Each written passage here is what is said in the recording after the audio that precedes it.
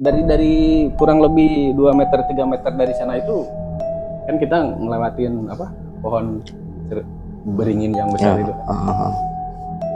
Di setiap saya ke sana nggak tahu kenapa ada semacam jadi emang kodok sih gitu. Kodok biasa gitu ya, kodok. Tapi kodoknya bukan kodok yang sebesar ini besar. Ini kecil lah, ini malah bisa dibilang kecil. Kan kodok paling besar sih gini lah. Ya. Ini masih besar apa? Gede banget gitu ya. Cobekan. Ya. Kan di mana ada kodok sebesar cobek gitu. Ya. Tuh. Bilang ke teman saya, oh, ada yang biasa datang. Gimana ini? Diam aja dulu. belum nyampe ke luar. Soalnya kan kalau kita mau keluar makam ngelewatin itu pohon beringin itu. Tungguin weh. Gimana tuh? Ngarokok.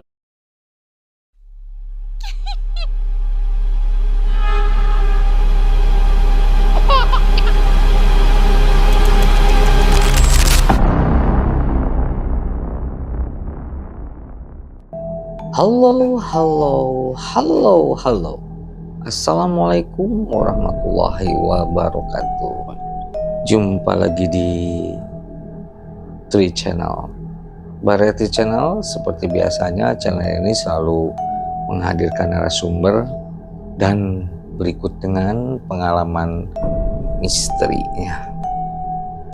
Mungkin untuk episode kali ini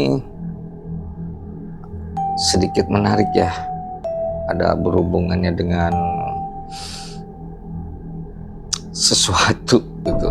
Masalah sesuatunya apa, nanti kita kuak nih dari narasumbernya. Oke, Variety Channel jangan lupa di subscribe, like, dan komen. Tekan tombol lonceng untuk berkembangnya channel ini. Beraya, kita langsung ke narasumber. Selamat malam Bung Ipang. Selamat malam. Apa kabarnya? Alhamdulillah baik. Oke, cerita misteri apa nih yang pernah dialami oleh Bung Ipang? Ceritanya sih sedikit bisa dibilang konyol, bisa dibilang nekat, bisa dibilang juga gak masuk akal gitu. Kalau secara gitulah. Secara nalar gitu. Ketika ya tahun-tahun ke belakang lah, kita sekitaran 2008 2009-an lah kalau nggak salah, pada musim itu togel gitu kan. Dulu waktu zamannya rame yang banyak yang cari ke sana kemari, ke tempat apa, ke tempat itu gitu kan. Nah, berhubung saya lingkup ini sama bapak-bapak pemasang semua gitu. ada niatan gitu, niatan buat cari yang kayak gitu, nomor, meskipun nggak mungkin tapi ya kita berusaha lah istilahnya kan. Suatu hari ada yang meninggal kebetulan pas hari H itu lagi sih istilahnya, misalkan ya hari itu meninggal siangnya, ya dikubur lah si yang meninggal itu. Banyak yang cerita yang mati itu, jadi dia tuh ya maaf gitu ya, orangnya tukang sabung ayam. Pokoknya judinya wah pokoknya bagus jelek aja gitulah. Jadi ya sorotan masyarakat wilayah di sana tuh ya bisa dibilang orang itu jelek ya, gitu ya. Gitulah. Padahal masalah urusan hidup dan mati setelahnya itu urusan Gusti Allah ya. Iya itu sih benar. Kebetulan banyak yang ngomong itu gini, katanya kalau orang yang suka main judi, ngadu sabung ayam kayak gitu, kalau dipinta sama kita ya ada niatan kita buat minta ke yang mati tersebut, katanya diberi, katanya mitosnya gitu. seperti itu. Banyak yang nyuruh gitu. Ini saya baru dengar nih cerita seperti ini. Kebetulan saya sama teman saya tuh bisa dibilang sering lah masuk ke tempat ini tempat itu gitu kan, ya sempet dulu pernah bercerita gitu. Nah pas hari itu kan mati, yang matinya kan hari itu, terus kan si sorenya tuh di makamin gitu ya, di makam lah istilahnya, makam. Habis lah sore kan ke malam. Nah saya malamnya didatangin sama saya, Oh. sengaja. Banyak yang ngomong ya bahwa peralatannya itu beras pakai rantang buat nasi gitu, pakai beras dalamnya, terus bawa telur kampung yang kecil, telur ayam kampung. Jam 11 lewatan kita berdua gitu kan masuknya. Kalau sendiri kita juga takut ini ada, jadi nggak ada buat ngobrol di dalam lah istilahnya kan. Masuklah kita berdua jam 12 kurangan kalau nggak salah, dengan niatan yaitu agar supaya dia ngasih gitu. Si telur yang saya tanam itu kan ada gundukan, kalau pemakaman kan ada gundukan kayak gitu yang taburin bunga gitu. Jadi kita ngegali 20 cm lah segini kalau nggak salah. Dia pokoknya 20 cm 2 jengkal gitu. Dalamnya. Nah, dalamnya 20 cm. Si telur masuknya. Si tanahnya ya ditutup lagi si telurnya gitu. Nah, habis itu teman saya di sini. Saya di sana. Siap. Ya minta dalam hati terus ucapan gitu ya. Bisa dibilang ya sopan santun lah sama yang itu gitu kan. Ngomong dulu. Ya gitulah. Habis ngomong kayak gitu, ditinggalin lah sama kita. Sebelum ditinggalin kita ditandain dulu sama ranting. Ya ranting di sekitaran lah. Pokoknya di tengah-tengah ada ranting. Beginiin aja di tengah-tengah pas kita masukin telur itu. Keluarlah dari makam tersebut sekitaran kurang lebih 50 meter ya, 50 meter lah kurang lebih, pokoknya keluar dari wilayah makam itu ya. Kita istirahat di luar gitu kan, ngopi dulu, merokok dulu. Jam 12 lewat ya pokoknya ditinggalin itu sejam. Setengah satuan lah kalau nggak salah, setengah satu kita masuk lagi ke sana. Yang dibikin aneh dan takut sih sebenarnya pas nggali, kan yang ngegali saya lagi. Yang dibilang masuk akal ya dibilang nggak masuk akal sih sebenarnya. Kan kita masukin telur itu dua jari, 20 cm lah kayak gitu. 20 cm kan udah habis, kayak segini lah. Sedikit lagi dalam hati, dapat segini nggak ada, kan penasaran gitu kan. Kan dari si ranting udah dicabut ya, karena kan sebelumnya udah ditandai ranting. Ranting kan, ranting udah dicabut, terus yang itu terus aja digali, segini nggak ada. Penasaran kan, tambahin lagi terus, gali lagi sampai segini. Ke teman saya, nggak ada lagi, ke bawah. Gali lagi. Asalnya satu tangan jadi 2 tangan. Si galian kan makin gede. Nah kan masa telur dimasukin langsung nggak ada, masa dimakan sama kan nggak mungkin gitu. Penasaran terus aja, nyampe segini baru kerasa. Jadi kerasanya tuh, jadi si tangan dua jari ini ngerasain, oh ada buru ambil sama saya. Dalam hati itu pikiran ya itu 22 jengkal gitu, kenapa jadi segini gitu. Itu yang pertama yang bikin aneh. Oke lah, abis dapat, masukin lagi kan pakai rantang gitu, masukin lagi ke rantang yang ada beras, masukin, pegang sama teman. Saya bagian ngubur lagi, jadi bunganya taburin lagi biar kelihatannya aman, nggak ada permasalahan di sana. Takutnya warga terus keluarganya kan jadi curiga, ada apa ini gitu kan. Oke lah, balik lagi saya keluar dari makam itu tersebut. Nah sebelum dari kurang lebih 2 meter 3 meter dari sana itu kan kita ngelewatin pohon beringin yang besar itu.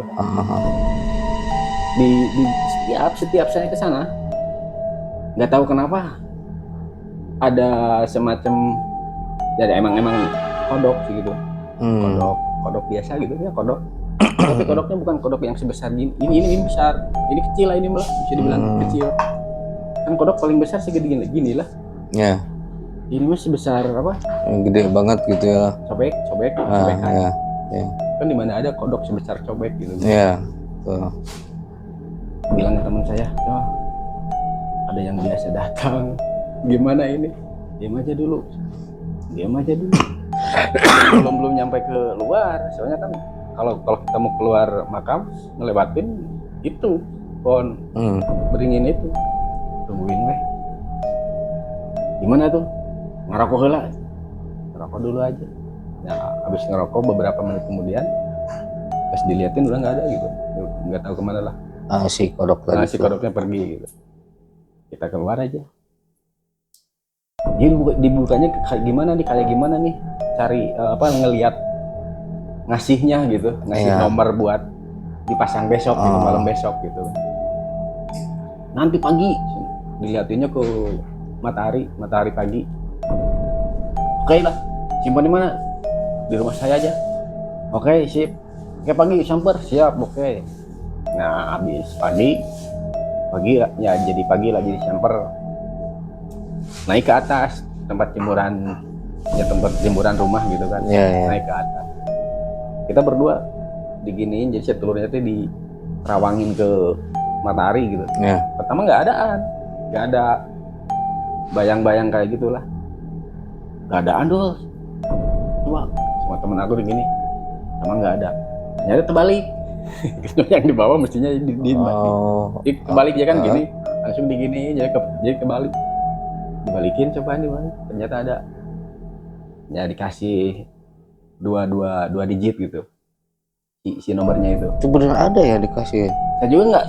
Jadi antara apa ya, percaya nggak percaya, tapi memang percayanya itu nomornya terbukti ada. Jadi siluet tapi jelas, dibilang nggak jelas tapi udah jelas, dibilang jelas tapi ya samar-samar gitulah.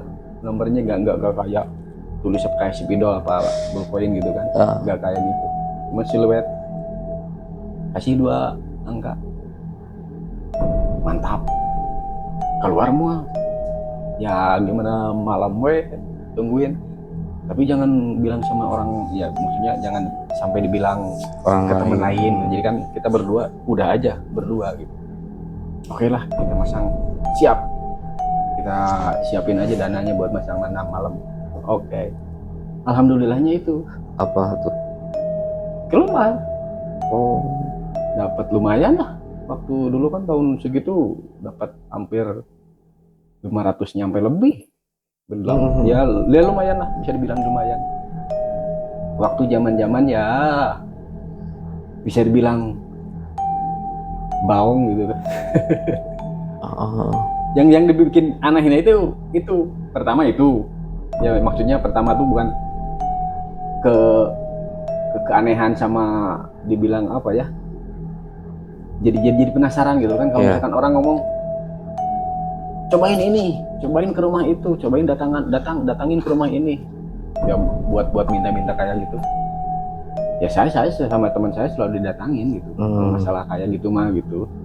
Cuman setiap tempat kadang ngasih, kadang enggak. Ya semacam ya gitulah. Tiap wilayah, tiap pohon, terus tiap rumah kosong terbengkalai yang udah lama gak dipakai, kadang ngasih, kadang enggak.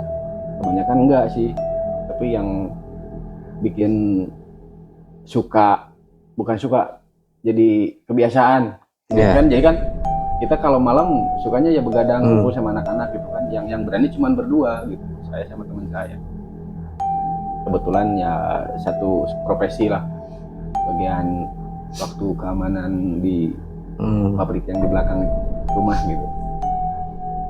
Ya mungkin begitulah hasil yang paling itu kalau bisa dibilang itu hasil, bukan hasil, maksudnya beberapa yang kita ngedatangin ke tempat sesuatu itu hasil yang keberapa gitu.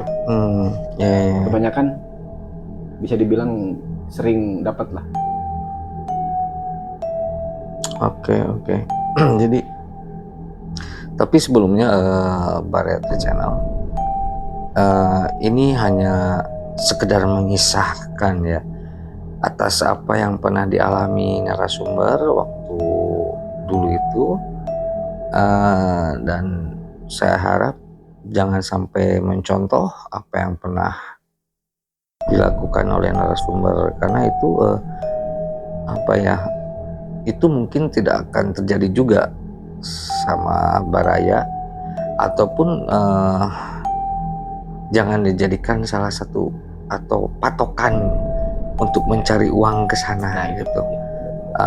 Istilahnya ini hanya mengisahkan kembali cerita yang pernah dialami oleh narasumber. Keduanya mungkin tidak ada maksud dan tujuan tertentu untuk menceritakan ini, karena tadi saya menyimak adanya satu kuburan atau pusara yang ritualnya seperti itu, tidak ada maksud tujuan apa-apa gitu. Sekali lagi ini hanya sekedar menceritakan ulang apa yang dialami oleh narasumber.